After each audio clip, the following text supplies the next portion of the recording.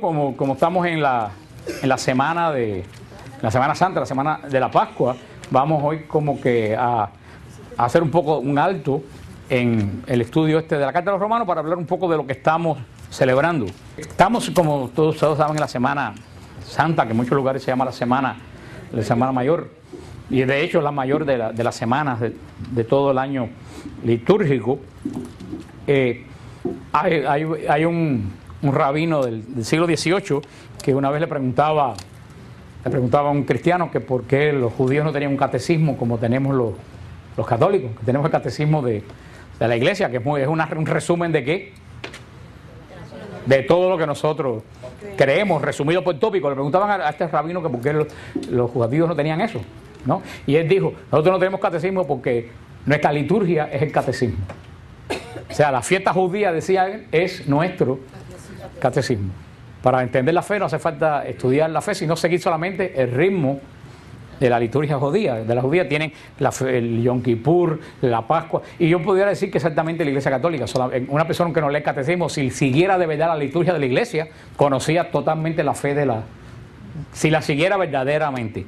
Si siguiera lo que es la fiesta de la Navidad, si supiera lo que es la fiesta de la Encarnación, si supiera lo que es la fiesta de lo que es Semana Santa, lo que es la Ascensión, la Corpus Christi, conocía toda la doctrina católica. Pero sencillamente vamos a misa los domingos, ni oímos lo que están diciendo, y por eso nosotros ni estudiamos catecismo, ni conocemos la fe a través de la liturgia. Y eso verdaderamente, el culmen de la liturgia del año completo es la fiesta de la Pascua.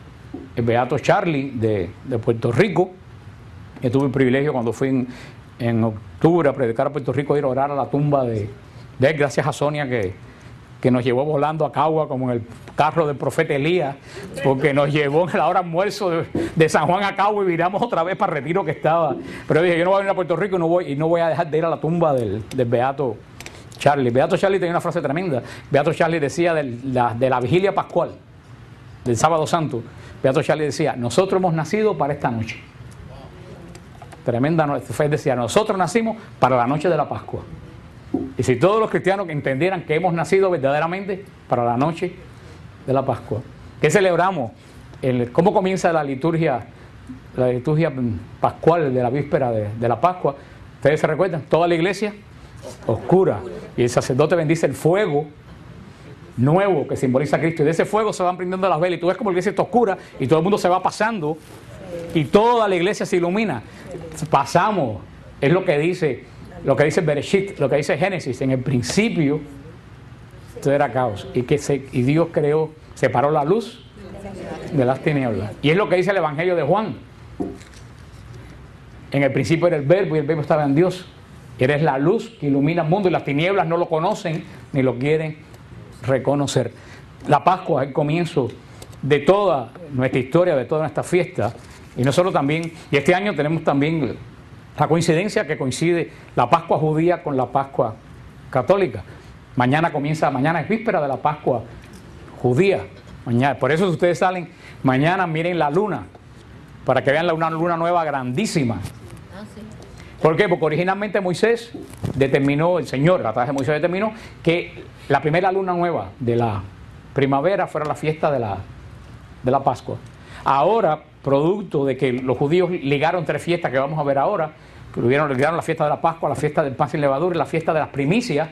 Ahora la fiesta de la Pascua la miden los judíos por la cosecha de la cebada de Galilea, porque ellos presentan los primeros frutos de la cebada. Por eso que ven que hay veces que la Pascua judía cae un poquito después, y otras veces coinciden como este año, porque la iglesia sigue la forma tradicional judía, que es la primera luna nueva de la primavera. Vosotros, cuando ustedes miren el jueves, vayan el jueves santo a la iglesia, miren la luna para que vean que es la luna de la Pascua, la luna que vienen contemplando millones y millones de creyentes desde la época de Abraham y de Moisés.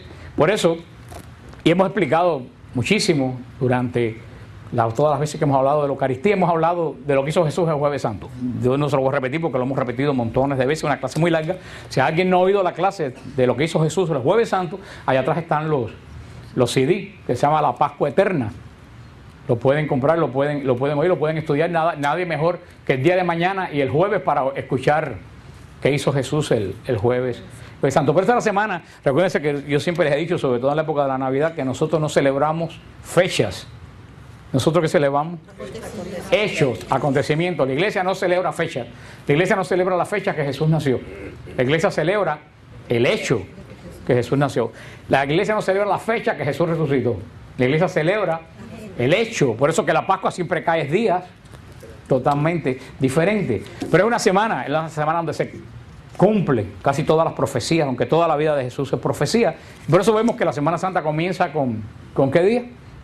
Con el domingo de Ramos. Y tanto la Pascua judía como la Pascua cristiana apunta, vamos a decir entre comillas, a un animal, para que ustedes entiendan la pregunta. ¿A qué animal apunta tanto la Pascua judía como la Pascua cristiana? Al cordero, al cordero. Decir Pascua es decir cordero. Cordero. Cordero desde el principio de la Pascua judía. La judía es el centro de la Pascua. Por eso Juan, desde que Jesús aparece por primera vez en Galilea, junto al lago, en el desierto de Judea, Juan lo señala y ¿qué es lo que dice? Ahí está el Cordero de Dios. Ahí está el que quita el pecado del mundo. Y para nosotros es muy común, pero para aquella gente era algo nuevo que a un hombre lo llamaran Cordero. Nunca nadie había llamado a un hombre Cordero. Y menos Cordero, Cordero de Dios. Porque el Cordero de la Pascua, ¿quién lo ofrece? ¿Quién lo ofrecían? Nosotros. Los judíos ofrecían el Cordero de la Pascua, pero a Cristo no lo ofrecemos nosotros. A Cristo lo ofrece Dios. Antes el Cordero era de nosotros para Dios. Ahora Cristo es el Cordero de Dios. Por eso lo llamamos el Cordero de Dios. Y es el centro de la Pascua, tanto antigua como nueva. El Señor manda, eso está en el CD, el Señor manda a Israel en Éxodo 12 que tiene que celebrar esta fiesta de la Pascua eternamente para sellar la alianza con Dios. Por eso le dice que la víspera de la Pascua en Hebreo 12 mate un cordero. ¿Qué características tiene este cordero? ¿Se acuerdan? Tenía 3 características: macho, sin mancha, pero ya sin mancha le falta uno. Macho, sin usar. ¿Alguien me puede explicar un cordero usado? Macho de 1 año y sin defecto, de 1 año, de menos de 1 año, no un cordero usado. Aunque está bien, porque el Señor, por eso el Señor dijo que fuera sin defecto, para que no le metieran un cordero usado. Un cordero que nació cojo, que nació y dijeron, bueno, como este es algo, como hacemos nosotros, que nosotros le damos a Dios corderos mancos y corderos usados, que le damos a Dios lo que nosotros no queremos, $1. ¿Quién hace algo con $1? Pero como nadie hace nada, entonces lo damos en la iglesia. Estamos dando cordero usado. Dios no bendice eso. Por eso Israel decía, no me den el cordero que a ustedes les salga malo. Tiene que ser un cordero sin defecto. Eso lo vamos a ver después. Ese es el cordero. ¿Qué dice el Señor? La víspera de la Pascua, que maten el cordero, con su sangre rocíen la puerta de la casa. Esa va a ser la marca que cuando pase el ángel de Dios castigando a Egipto por maltratar a Israel, los que están marcados por la sangre del cordero no van a morir en esa noche. Coman el cordero completo deprisa con panes sin levadura, porque esa noche el Señor los va a liberar de la esclavitud de Egipto. Y esa es la noche, por eso que la iglesia en la liturgia pascual del Sábado Santo canta: oh noche más grande de todas las noches. Esta es la noche que el Señor liberó a nuestros padres de la esclavitud de Egipto. Eso lo canta la iglesia en el exalte de la vigilia pascual, porque la fiesta de la Pascua para el judío, para nosotros, es una fiesta de liberación, porque esa noche el Señor liberó a los israelitas de la esclavitud de Egipto. ¿Y para qué el Señor saca a Israel de Egipto?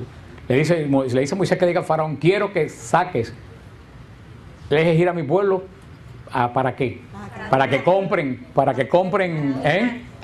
para adorar, para que vayan al desierto a celebrar una fiesta solemne y adorarme.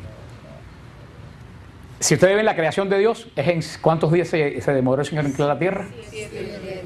6. El 7º descansó. Y ahora una pregunta: ¿y Dios se cansa? Dios cogió una siesta, dijo, déjame. ¿Por qué Dios descansa? Dios no descansa porque Él se cansa. Dios descansa por nosotros y para nosotros, como dice Nenita, para darnos una lección. Porque ¿qué hace el Señor? El Señor crea al hombre y la mujer, que es el culmen de la creación, y dice: mañana es día de descanso, es el día del Señor, es el día de la adoración. De lunes a viernes crea los animales. Y nosotros entre ellos, porque nos crea qué día. El viernes, el sexto día. O sea, nosotros estamos creados entre los... Pero dice Cristo, el sábado no se hizo, el hombre no se hizo para el sábado, sino el sábado para el hombre. O sea que el sábado está relacionado con todos los animales, ¿con quién? Con el hombre. No, el sábado no es para las vacas, el sábado no es para los bueyes, el sábado es para... Pero ¿sabes cuál es la gran diferencia? Que los únicos animales que tienen una relación directa con Dios somos nosotros. ¿Cuándo? En el séptimo día, en el día de la adoración. Nosotros estamos creados para adorar a Dios. Por eso que el demonio, cuando quiere apartar al hombre de Dios, pues ¿dónde comienza? Por apartarlo de la adoración de Dios. Y muchas veces virarlo a su propia adoración. Ese es el Shabbat, ese es el descanso. El Señor no hizo el sábado para que todo el mundo estuviera así como mal interpretaron los judíos. El Señor hizo el sábado para que ese día el hombre descansara de todo. Sí, 6 días para hacer lo tuyo. Ahora el sexto, enfócate en qué, en adorar a Dios. Y con esa idea del Shabbat es con la idea que viene la Pascua. Porque el Shabbat es el día que Dios sella su alianza con los hombres que Él ha creado. Por eso la palabra sellamiento de alianza, sello de alianza en hebreos es la misma palabra 7. Quiere decir la misma palabra. Porque el Señor sella la alianza con toda la creación. ¿Qué día? El séptimo día. Por eso ese día es santo para los judíos que celebran la antigua alianza. Y como eso apunta todo a la Pascua y apunta a nuestra Pascua, el centro de la Pascua, ¿qué cosa es? El Cordero ofrecía Israel. Cuando llegamos a la Pascua de Jesús, Jesús viene a cumplir las profecías. Cuando llegan, en la época de Jesús, el Cordero tenían que entregarlo 5 días antes, tenían que entrarlo al templo.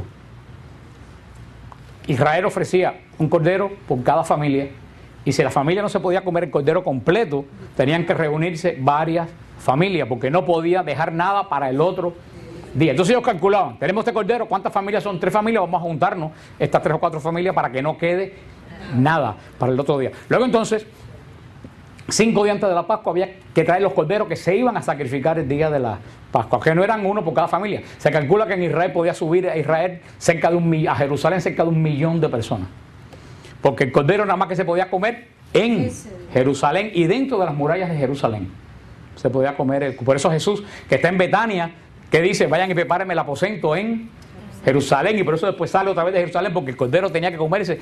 Originalmente era en el templo, pero como todo no caía en el templo, Jerusalén llegó a ser, no era una ciudad que tenía un templo, Jerusalén llegó a ser un templo que tenía una ciudad, porque es más importante que la ciudad era el templo. Y Jerusalén se convirtió en lo que es hasta hoy. Cuando lleguemos a Jerusalén el sábado, ustedes van a sentir que después uno que está en Jerusalén siente que está en una iglesia, aunque esté en una tienda. Jerusalén se convirtió en el gran templo de Dios, y los corderos, que a lo mejor podrían ser 200,000 y tantos corderos, pudieran ser que fueran, los tenían que entrar a Jerusalén 5 días antes y llevarlo al templo. ¿Por qué tenían que llevarlo al templo? Porque los sacerdotes tenían que examinarlo. Y el sacerdote tenía que decir, este cordero sirve para la Pascua. Porque tenían que examinarlo con 3 preguntas. ¿Cuáles eran las 3 preguntas?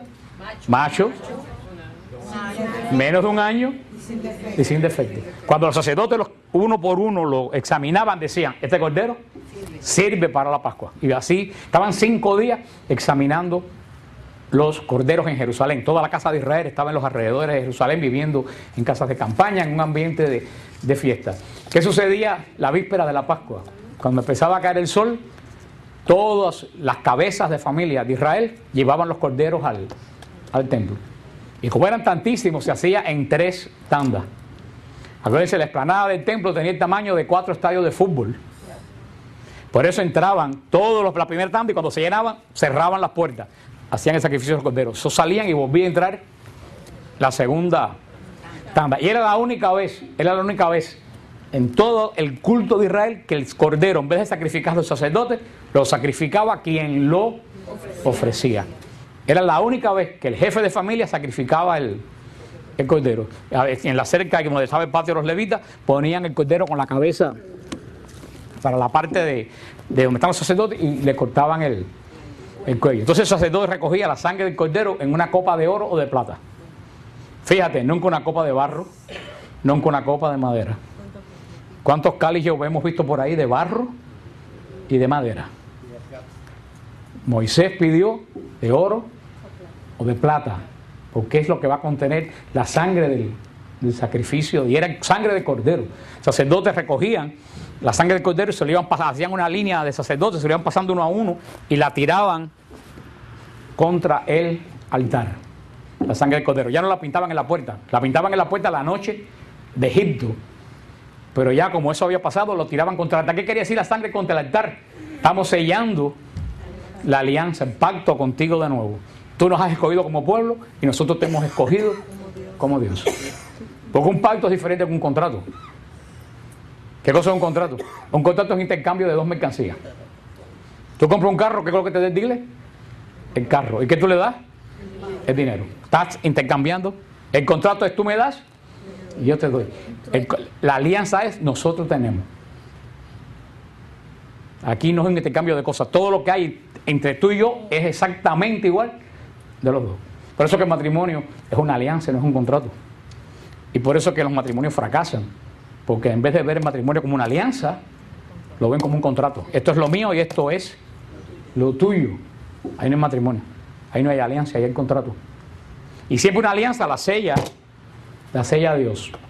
Por eso, la sangre del cordero que presentaba el dueño de la casa y lo sacrificaba, porque todos los hombres y mujeres somos sacerdotes delante de Dios, tiraban la sangre contra el altar para decir: Señor, yo estoy sellando la alianza de la Pascua contigo. ¿Qué hacían después con ese cordero? Lo llevaban a la parte de atrás del templo, lo despellejaban y le quitaban las vísceras. Entonces, ¿usted sabe qué es lo que hacían? Le ponían una estaca de la cabeza a todo lo largo y otra estaca de pata a pata, y así lo llevaban a asar a la casa. O sea que la víspera de la Pascua todo Jerusalén estaba llena de, ¿tú sabes de qué? De cordero amarrado a una cruz por siglo.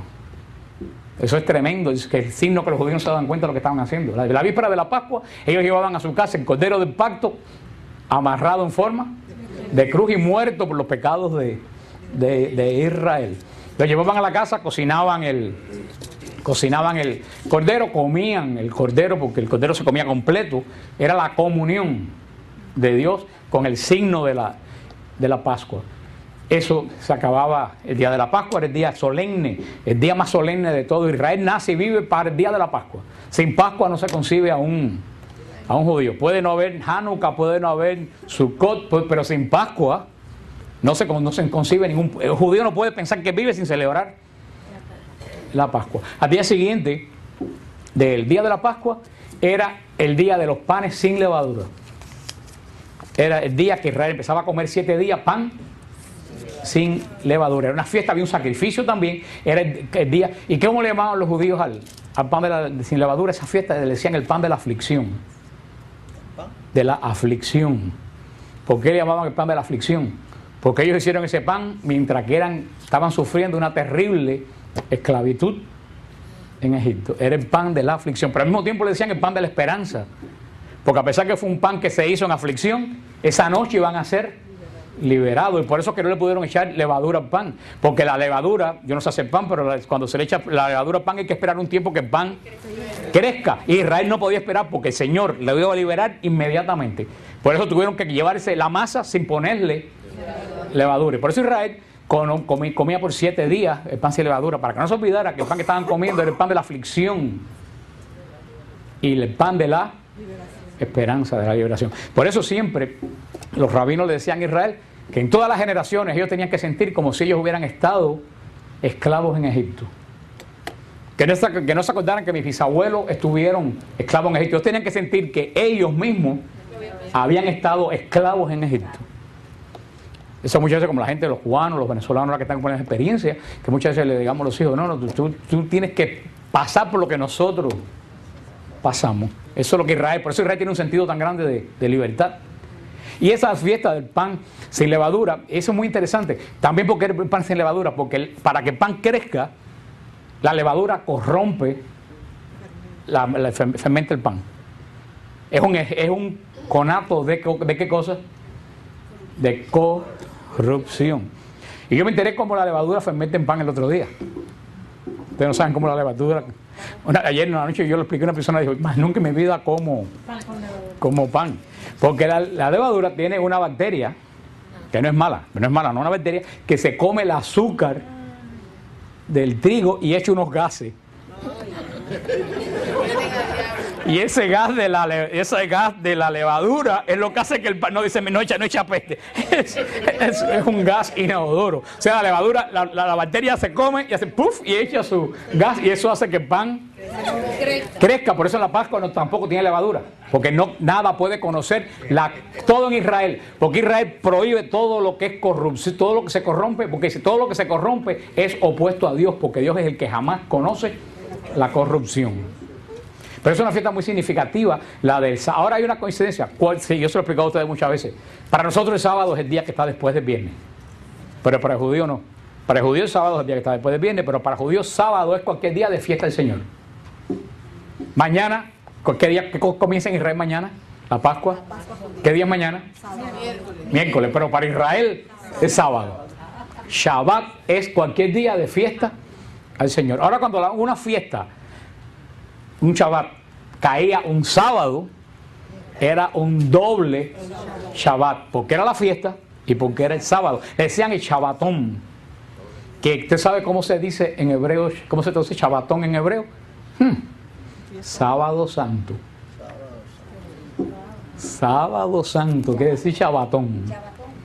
Sábado Santo. Pues ahora vamos a mamar todo este muñeco. ¿Y qué venía después de la fiesta del pan sin levadura?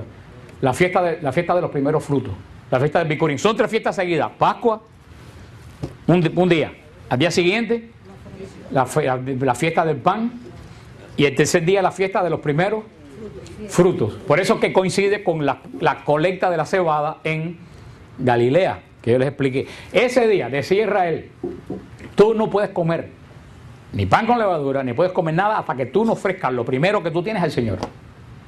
Por eso Israel no tocaba la cosecha hasta que no se llevaba lo primero de la cosecha y los primeros corderos nacidos en ese día se llevaba al templo.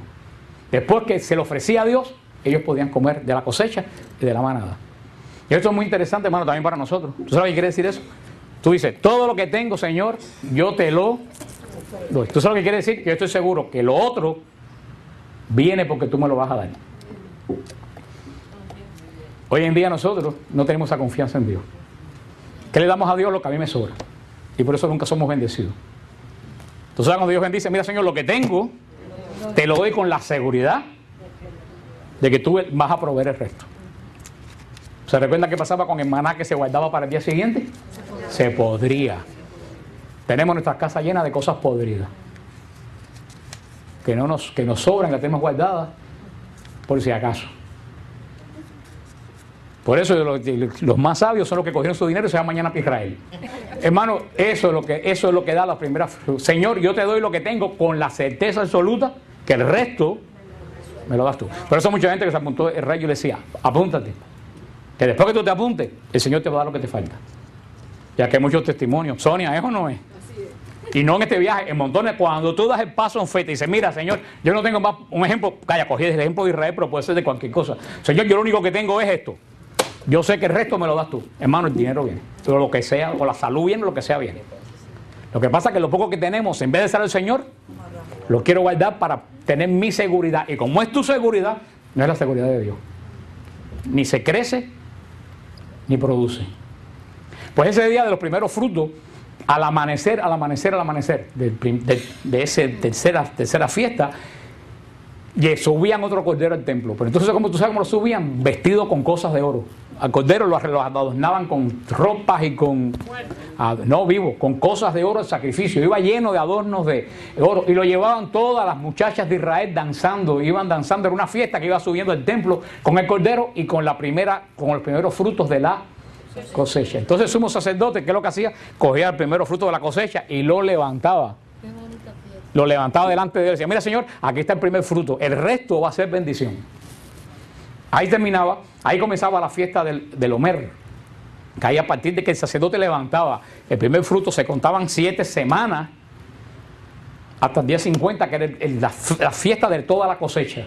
que era la fiesta de Shavuot, que para nosotros es Pentecostés. O sea, todo eso era la fiesta de la Pascua, una fiesta que se hacía en el templo. Ya muchas de esas cosas no se hacen porque ya no existe el templo. Pero ustedes dirán, bueno, que tiene que ver esto con la Semana Santa. Tiene que ver mucho porque Jesús viene a cumplir las profecías. Jesús termina de cumplir las profecías un Viernes Santo. Es el culmen de la profecía. Que lo que decía, Jesús entra el domingo a Jerusalén el domingo de Ramos. ¿Y qué día yo le dije que había que entrar el Cordero al templo? 5 días antes. Entra el domingo, lunes, martes, miércoles, jueves y viernes. ¿Y para qué se entraba el Cordero 5 días antes? Para examinar lo que era apto. ¿Para qué? Para el sacrificio. Así que cuando Jesús entra a Jerusalén por la puerta hermosa el domingo de Ramos, están miles de corderos entrando por la puerta de las ovejas al templo. ¿Y qué cordero entraba por la puerta de las ovejas? El cordero de la Pascua. ¿Qué iba a ser? Examinado, aprobado y... Pues en ese mismo momento Jesús entraba por la puerta de... ¿No le dice usted algo eso? Jesús entra a Jerusalén al tiempo que entra el cordero pascual. Y fíjate tú que... Y hay un dato aquí muy interesante. Jesús entra montado ¿en qué?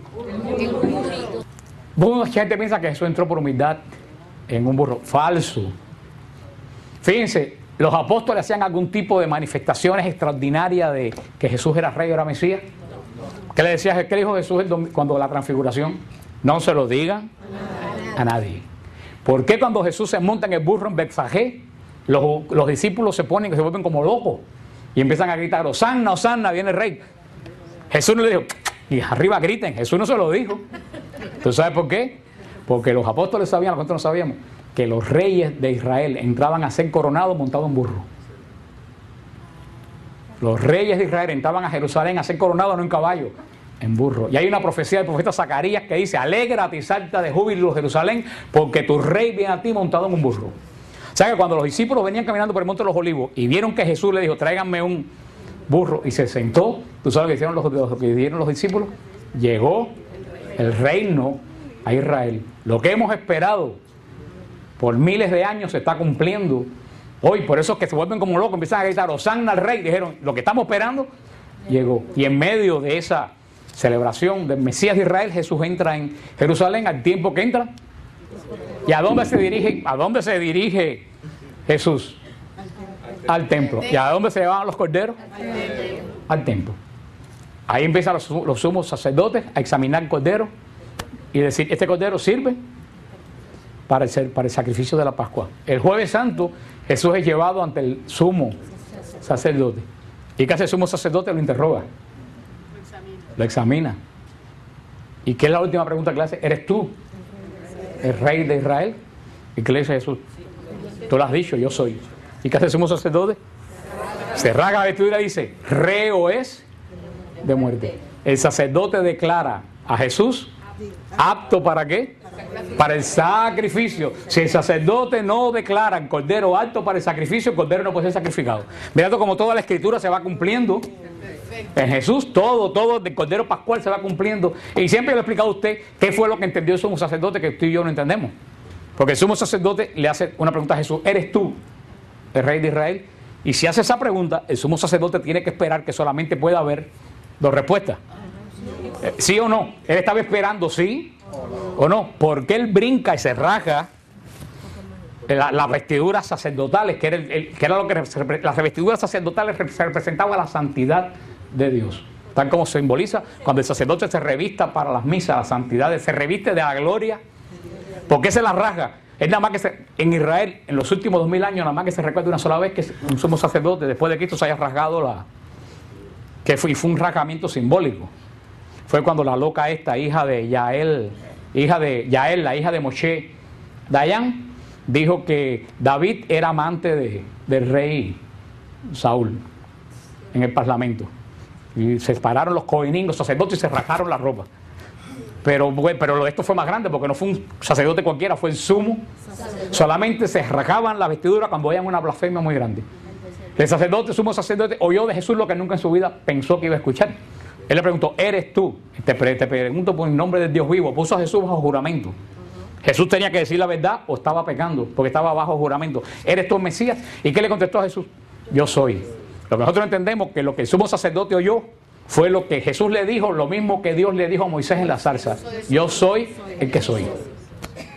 Y el sumo sacerdote dijo, no, espérate, este no dice que es el Mesías, este está diciendo que es Dios y que fue el que habló con Moisés. Y Jesús se lo dijo a los discípulos, antes que Abraham fuera, yo soy. Las palabras que nada más que se decía el día del sacrificio, el día de Yom Kippur, que la gritaba el sumo sacerdote, yo soy el que soy, Jesús se las dijo al sumo sacerdote. Por eso que el sumo sacerdote dio un brinco que dijo, este hombre se ha proclamado el Dios de Israel. Y no solamente el Dios de Israel, el que habló con Moisés en la zarza. Por eso dijo, reo, ya es apto para él sacrificio. Al día siguiente, que era la víspera de la Pascua, porque la Pascua cayó de viernes. Acuérdense que los días judíos van diferentes que nosotros. Los días judíos van de caída del sol a la caída del sol, no de 12 de la noche a 12 de la noche. Por eso los días judíos van desfasados de los nuestros. Por eso Jesús adelanta la cena pascual para el jueves santo, que yo le he explicado a ustedes que se podía adelantar. Lo que cuando se adelantaba no había cordero, porque el cordero solamente se podía matar la víspera de la Pascua. Eso está en el CD de la cena, lo que hizo Jesús en el año 33. Por eso muchos elementos a nosotros se nos pierden en la cena pascual. Cuando Jesús coge el cáliz y dice, este es el cáliz de la alianza nueva y eterna que será derramada por ustedes. Nosotros decimos, ay, qué lindo, pero esas no eran palabras de la Pascua, de la celebración de la Pascua. ¿Qué tenía que decir Jesús cuando levantaba el cáliz en ese momento? Baruch atah Adonai Eloheinu melech holech Jerusalem. Bendito sea Dios por que crea este vino fruto del trabajo del hombre. Y Jesús, ¿tú sabes lo que dice Jesús? Jesús dice las palabras que decía el sacerdote cuando tiraba la misma copa de oro contra el altar. Jesús usa en la Pascua las palabras del sacrificio. Dice, esta es la sangre de mi alianza nueva y eterna. Jesús dice, esta sangre que está aquí es la que por miles de años Israel ha tirado contra.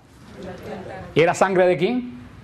Del Cordero de la Pascua. Fíjate como todo, yo digo que si alguien quiere inventar el Evangelio, ni con la computadora de la Unión Europea puede sellar todas las cosas que están enganchadas de miles de detalles.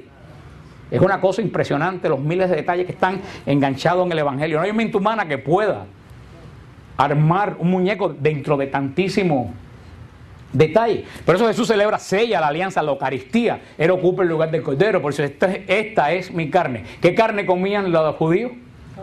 La del Cordero, completo. No era un Cordero simbólico, era el Cordero verdadero. Por eso dice, esto es mi carne. Jesús es el verdadero Cordero de la Pascua. No es un símbolo, es verdadera y real la presencia de Jesús en el forma de pan y forma de vino. Pero como no estamos hablando de la Eucaristía, eso es el Jueves Santo, estamos en el viernes. Por eso que Jesús sube la cruz a las 3 de la tarde del Viernes Santo. ¿Por qué? Porque a ese momento, a la caída de la tarde, es cuando comenzaba en el templo, ¿qué cosa? El sacrificio del Cordero Pascual. Si ustedes ven la maqueta de Israel, y cuando vamos a Israel, ustedes se dan cuenta que el Calvario no está muy lejos del templo. Eran 2 colinas.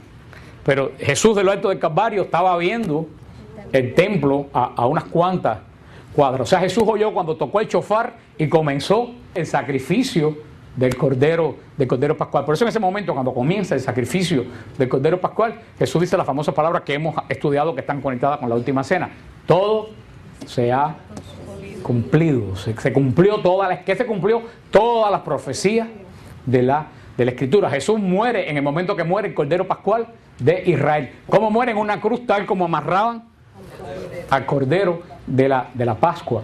Sella el pacto de Dios con el hombre. A partir de ese momento ya cae el día, comienza el segundo día. Ponen a Jesús corriendo en la tumba. ¿Qué fiesta comienza después de la fiesta de la Pascua? La fiesta del pan sin levadura. ¿Cómo se llamaba cuando esa fiesta o cualquier fiesta caía un sábado?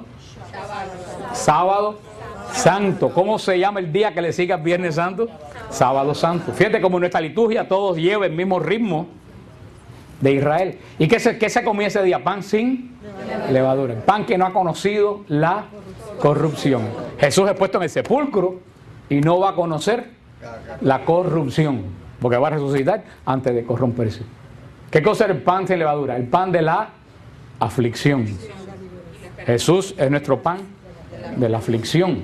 Porque cuando tú comes la Eucaristía, tú estás comiendo el pan, la carne sacrificada, la carne de la aflicción, no mía, de la aflicción ¿de quién? De Jesús, que fue afligido por nuestros pecados, pero al mismo tiempo es el pan también ¿de qué? De la esperanza, es el pan de la resurrección. Pero fíjate como toda esa fiesta va ligada también, la fiesta del pan sin levadura, va ligada a la fiesta del sábado santo, cuando Jesús está en el sepulcro, pero no conoce la corrupción. Y al día tercero por la mañana, temprano, ¿qué es lo que subían al templo? Un cordero, pero ¿cómo? Adornado. Era día de fiesta, entre cánticos de las doncellas de Israel, subían al cordero con los primeros frutos. ¿Y qué hacían con los frutos? Hermano, en el momento que el cordero con las muchachas de Israel iban subiendo al templo al amanecer entre cantos y fiestas, Cristo se levantaba de entre los muertos.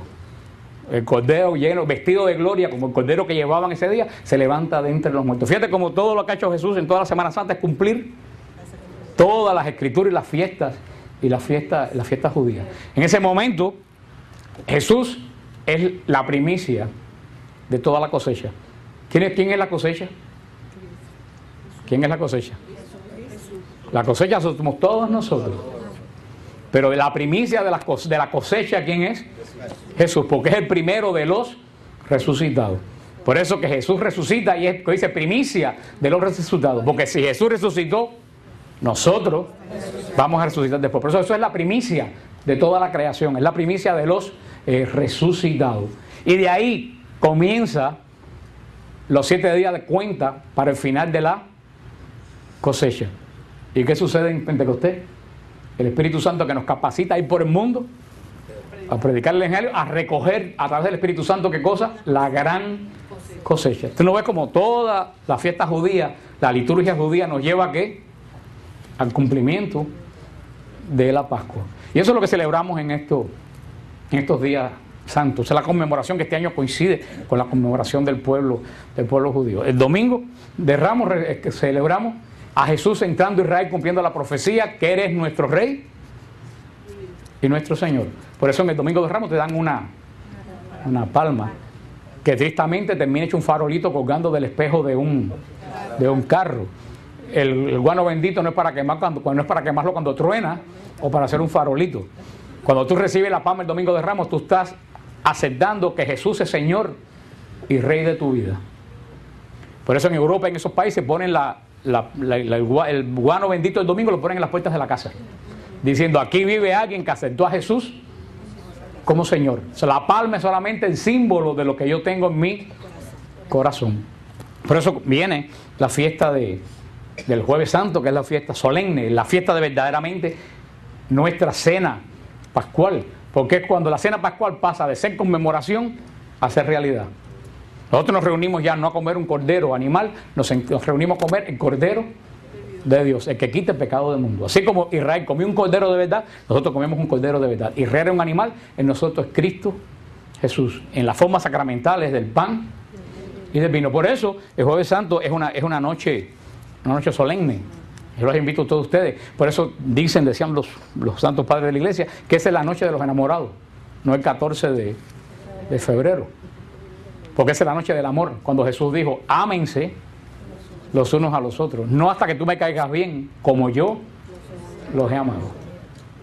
Cuando yo viajaba a Guatemala, que yo supervisaba el mercado de Guatemala, yo les conté una vez entré a una iglesita chiquita y en el altar había un Cristo de esos pañoles lleno de sangre que me sonó como una bofetada, porque decía arriba: así es como se ama. Como dice el refrán, tú amas de verdad cuando tú das hasta que te duele. Y Jesús nos amó hasta que le dolió. Y el Jueves Santo nos llama a nosotros imitar a Jesús. Por eso que la noche de la fiesta del amor es cuando Jesús proclama la ley nueva. Dice: ya no los llamo siervos, ahora los llamo amigos. Los llamo amigos. Y por eso Jesús dijo: os doy un nuevo mandamiento: ámense los unos a los otros, no mientras me caigas bien, como yo os he amado. Y es la noche sacerdotal. ¿Por qué la noche sacerdotal? Porque es cuando Jesús dice: haced esto en anamnesis, en conmemoración mía. Le dijo a esos hombres: sigan haciendo lo que ustedes vieron que yo hice hasta que se acaben los tiempos. Es cuando Jesús instituye un grupo de hombres que va a tener la misión única en su vida ¿de qué? De hacer lo que Jesús hizo. No cualquiera, tiene que recibir esa misión por la imposición de manos, por los sucesores de aquellos a quien Jesús se lo dijo. Es la noche sacerdotal. Y por eso, hermanos, yo les pido por misericordia que este jueves oren por los sacerdotes. Tenemos un gran problema en el presbiterado católico, muy serio. Y el problema más serio entre los sacerdotes no es el abuso sexual. Porque yo saqué la cuenta y eso es un 0.07. Nunca debió pasar, pero 0.07 no es una crisis. Son unos cuantos sinvergüenzas que se colaron. El problema en el sacerdocio católico es mucho más profundo que eso. Pero no resolvemos nada con estar hablando. Ay, ¿viste lo que hizo el padre fulano? ¿Viste lo que...? Hay que...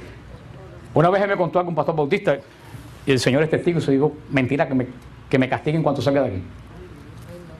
Para que vea que yo no invento cuentos para asustarlos a ustedes. Esto me lo dijo a mí un pastor bautista, que no es católico, hace muchos años.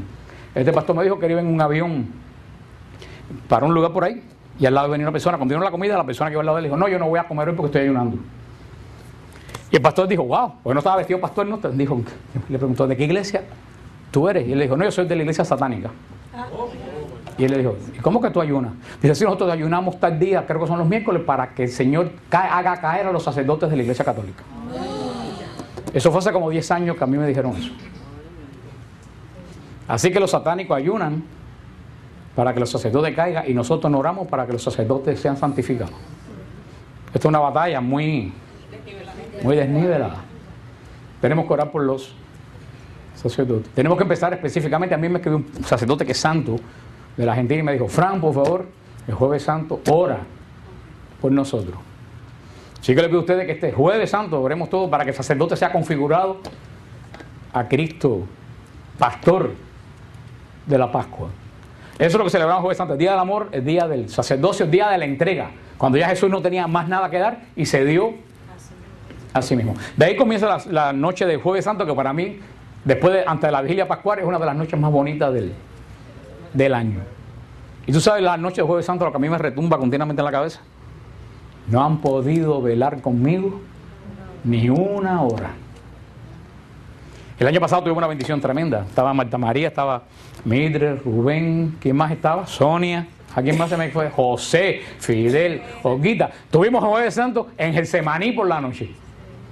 Tuvimos una asamblea de oración al lado de la iglesia del Getsemaní con el padre Francisco. Estuvimos orando y orando y orando toda esa noche que Jesús dijo, ni siquiera una hora, en el mismo lugar donde Jesús lo dijo. Son una de las grandes, hoy viendo aquella iglesia abarrotada de árabes que no se podía caminar cantando, y después salió una procesión de árabes con antorcha que subió por el Monte de los Olivos para algo verdaderamente impresionante. Pero desde que esa noche, el jueves santo, le digo, si usted, el Santísimo está expuesto, están todos los monumentos hasta las 12 de la noche. Vayan a Siervo de Cristo Vivo, está también hasta las 12. Vayan esa noche, después de misa, no se vayan para casa, vayan al Santísimo y recuerden las palabras de Jesús. En esta noche que la dijo, ni siquiera una hora ustedes han podido velar, estar despiertos con Él. Yo digo que es una noche para recibir bendición. Es una noche de las noches para poder orar acompañando a Jesús. El Viernes Santo es el día del sacrificio del Cordero. Y no es un día de andar con cara de que se te murió la abuela que querías mucho. Pero tampoco es un día de rumba. Porque hay un pastor que decía, no, yo el Viernes Santo me he visto de rojo y bailo una rumba, porque ese día Jesús me liberó. Sí, Jesús te liberó, pero viene la pregunta, ¿pero a qué precio? ¿Pero a qué precio? Y lo mejor de caso no es el precio, porque fue que los judíos clavaron a Jesús en la cruz. Cada vez que nosotros pecamos, clavamos a Jesús de nuevo en la cruz. Así que ese precio no lo pagó, ¿en qué momento lo sigue pagando? El Viernes Santo es un día que, si bien no es como antiguamente, que todo el mundo se ponía de negro, pero tampoco es un día de fiesta. Como la iglesia lo define bien claro, el Viernes Santo es un día solemne. Es un día que tú estás con la boca abierta por lo que pasó ese día. Wow, este día, el que no cabe en el universo, sufrió y murió en la cruz, ¿por quién? Por cada uno. Acuérdate lo que decía la cruz de Guatemala. Así se ama. Es el día es el día que nosotros nos sentimos impresionados de lo que Jesús tuvo que sufrir por culpa de quién. Por culpa de cada uno mío. Pero al mismo tiempo es un tiempo de alegría, porque sabemos, si Jesús murió, lo dice el profeta Isaías, en sus llagas hemos sido salvados. En las llagas de ese Jesús del Viernes Santo está toda nuestra salvación. O sea que es un día solemne, es un día de oración, es un día de ayuno. Si toda la iglesia ayunara, tú te imaginas que el Viernes Santo 1,5 billones de cristianos oraran en el mundo al mismo tiempo y oraran. Hermano, el mundo tenía que cambiar. El mundo tenía que cambiar. Es un día de oración, es un día de ayuno, de revisión de nuestra vida. Al día siguiente, el Shabbatón, el sábado santo. ¿Qué es lo que recordamos? El tiempo que Jesús permanece en la tumba, sin conocer la corrupción, el pan de la aflicción, pero el pan de la esperanza. En ese día es cuando se cumple lo que dice el credo de los apóstoles: descendió a los infiernos. Que la palabra no es el infierno del diablo, es el lugar de los muertos, en griego el Hades. Ese día que dice el apóstol Pedro, que cuando Jesús muere, el alma de Jesús desciende al lugar donde estaban todas las almas que esperaban el día de la redención. Jesús sigue el proceso de todo hombre. Pero ¿qué hace Jesús en ese lugar? Se va a estar todo el tiempo mirando el reloj. Me faltan 22 horas para poder resucitar. ¿No dice San Pedro que Jesús va a predicar el evangelio a esa gente que están esperando el día de la resurrección? ¿Qué pasa? Los israelitas oyeron la predicación por 3 años. Nosotros hemos dado la predicación, pero esas almas de los justos que estaban esperando el alma de Abraham, de Moisés, no habían escuchado la buena nueva. Y Jesús se la va a dar en 3 días. Porque ya es en forma espiritual, ya no es en forma... Porque acuérdense que los espíritus viven fuera del tiempo, lo que yo les expliqué. Por eso Jesús le predica la buena, para que ellos supieran en el momento que subieran al cielo lo que había sucedido, lo que la buena nueva que él había traído. Eso es lo que hay que decir, descendió a los infiernos. Y al tercer día, porque fíjate, nuestros protestantes, amigos, hermanos protestantes, tienen mente humana. Y como mente humana tienen mente, bueno, aparte de chiquita, muy chiquita, mente cronometrada. Entonces todos ellos lo miran por versículos y todo tiene que estar escrito, y Dios no es Dios de versículos. Y te dicen, Jesús no puede haber muerto el Viernes Santo porque son tercer día, 24 horas y 24 horas. Son 72. Así, el Hijo del Hombre está en la tumba. Pasó 24, me quedan. No, la Biblia no dice las 72 horas, la Biblia dice al tercer día. Viernes, primero, sábado, segundo, domingo, tercero, al tercer día. Por eso, ¿qué sucede el domingo cuando subían el cordero adornado para la fiesta de la primicia? Jesús se levanta de entre los muertos. No tenemos idea cómo Jesús resucitó de entre los muertos. Nos dice San Jerónimo, se lo he dicho muchas veces, que dice que los 3 grandes misterios del cosmos sucedieron en vientres. Cuando él dice vientre, quiere decir en un lugar escondido, cerrado. Dice, la encarnación en el vientre de María, el nacimiento, la natividad en el vientre de la noche, metido dentro, y la resurrección en el vientre de la tierra. No sabemos, pero lo que tiene que haber pasado en la tumba de Jesús es algo tan poderoso que todavía tú entras a la tumba de Jesús y tú sientes que el mundo entero se te va cuando tú entras ahí. ¿Por qué? Porque Jesús dio la última batalla que le quedaba por dar. Jesús venció al demonio con la predicación del evangelio, en la cruz venció también el pecado, pero en la mañana del domingo va a vencer la consecuencia del pecado. ¿Cuál es la consecuencia del pecado? La muerte. No sabemos qué batalla dio Jesús contra la muerte, porque ahí nadie lo ayudó a resucitar. Él mismo es la única persona que ha vencido a la muerte. Jesús da la gran batalla contra la muerte y resucita. Mira tú qué clase de batalla. También no solo fue una batalla espiritual, fue una batalla física. Porque fíjate que esa materia que estaba muerta se transforma en materia otra vez, pero no materia como la que era antes. Un misterio. Pero tan es así que tenemos el tremendo testimonio de la sábana de Turín. Y si ustedes leen la sábana de Turín, es un verdadero, por eso le dicen el quinto evangelio. Los científicos lo que han encontrado ahí es algo verdaderamente.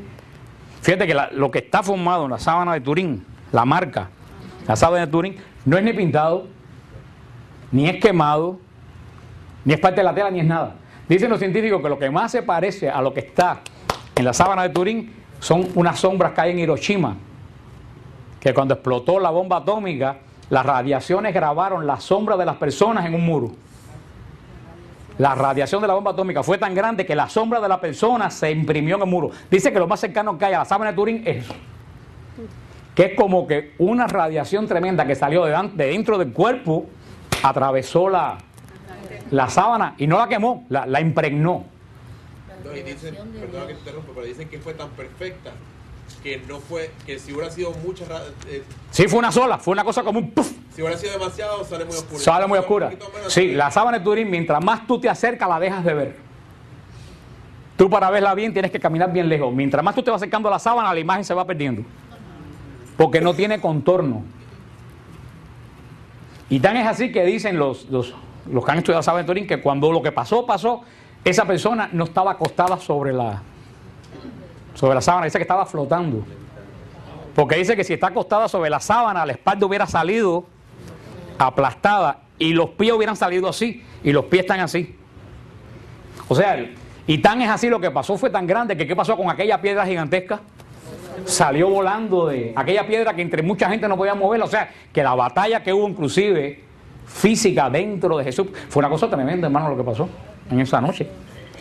Y es nuestra victoria. Eso es lo que celebramos el domingo Celebramos no esa bobería que hicieron los protestantes. Los católicos siguen a un Cristo muerto. Yo no sigo a ningún Cristo muerto. Mi iglesia lleva 2000 años diciendo que Cristo está vivo en la Eucaristía. La cruz con Cristo es un símbolo de que yo he sido redimido en la cruz de Jesús. Pero nosotros sabemos más que nadie en la iglesia católica que Jesús está vivo. Mira, si está vivo, que todos los domingos yo lo como. Aleluya. Y bebo con él. Entonces ese es el domingo. El domingo, y de toda la vigilia de la misa del domingo, lo más hermoso es la vigilia pascual. Vayan a la vigilia pascual. Cuando el sacerdote vino, nosotros estuvimos con el Santo Padre Benedicto XVI en una vigilia pascual el año que murió Juan Pablo II. ¿Cuándo fue? ¿En el 2002? En el 2005. Estuvimos en Roma, que el Santo Padre no pudo dar la vigilia y la dio el cardenal Ratzinger, que hoy es Benedicto, y nos pasó ahí. ¿Tú estabas? Ah, ¿verdad que ustedes estaban? ¿Y te acuerdas que dije? Ahí va el Papa, mírenlo. Y Miguel, el dominicano, me dijo, tú vas a ser profeta, tigre. Por eso cuando salió le dije, Miguel, ahí está parado en el balcón de San Pedro. Pero mira tú qué cosa, ya voy a terminar, pero disculpe, mira tú qué cosa más interesante. Yo siempre me gustó el cardenal Ratzinger. Pero ¿tú te acuerdas, Mildred, que yo te llamé? Cuando yo lo vi en el altar de San Pedro dando misa, dije, ay, Mildred, qué clase de desilusión. Porque parecía que la basílica estaba vacía. Uno acostumbrado a Juan Pablo II, pero yo dije, mira, ¿te acuerdas que te dije? Ni se entendió lo que estaba. Ay, hermano, cuando ese mismo hombre, a la semana siguiente, se paró en el balcón de San Pedro, era otra persona. Para que tú veas la unción del espíritu que mora en ese hombre, como lo transformó, que cuando se paró en el balcón de San Pedro, las homilías de este Papa son espectaculares. Y en aquella homilía yo me perdí, yo no sé ni qué fue lo que dijo. Yo le dije, mire, es la desilusión de mi vida, le dije yo antes de que saliera Ratzinger.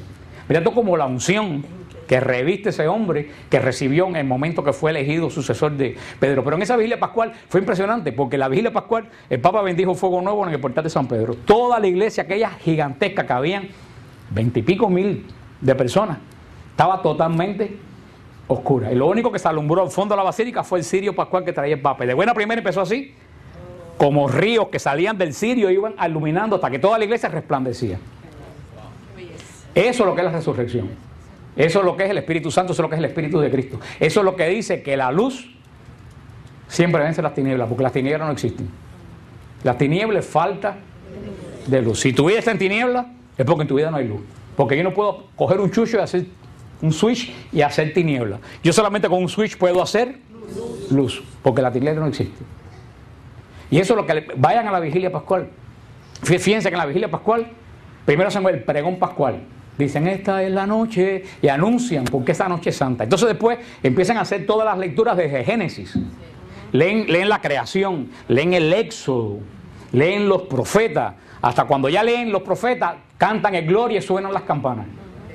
Se anuncia la resurrección de Jesús y toda la iglesia es una de las liturgias, hermano, más antiguas. Esa liturgia viene del siglo I, más antigua de toda la iglesia. La noche esa verdaderamente es una noche santa. Es la noche más santa de todas. Y una buena noticia, que yo solamente alguno que tengo el email. En esa noche, en Estados Unidos este año, 150,000 adultos entran a la iglesia católica. 150,000. De ellos 49.000 son bautizados, que vienen del paganismo, pero el resto vienen de religiones protestantes, que han aceptado 100 y pico mil, han aceptado libremente la Iglesia Católica. Y dicen las estadísticas que en Alabama, en Birmingham, tuvieron que hacer el turno de presentación de los candidatos al obispo en 3 turnos, 3 días, porque no cabían. En Atlanta solamente hay como 4.000 o 5.000 que entran a la Iglesia Católica. Eso no es noticia. Eso, ahora un cura de 91 años, en un pueblo perdido por Texas, en el año 32, dice alguien que metió la pata y es noticia en todos los Estados Unidos. Eso no es noticia, porque es buena noticia. Pero en esta noche de la Pascua vamos a orar por eso. Eso en Estados Unidos nada más. Ahora cuando tú sumas África y toda la iglesia, ¿cuántos miles de miles en esa noche? Entre ellos en este año va a entrar a la Iglesia Católica Ned Gingrich, el que era el jefe de la Cámara de Representantes de Estados Unidos, uno de los senadores. Podrá ser o no simpático a quien ustedes quieran, a mí me es extremadamente simpático, porque hoy en día los que son conservadores no caen simpáticos, cae simpático la... No, señor, no lo voy a decir. Bueno, aunque no sea simpático, es una persona importante que entra en la iglesia.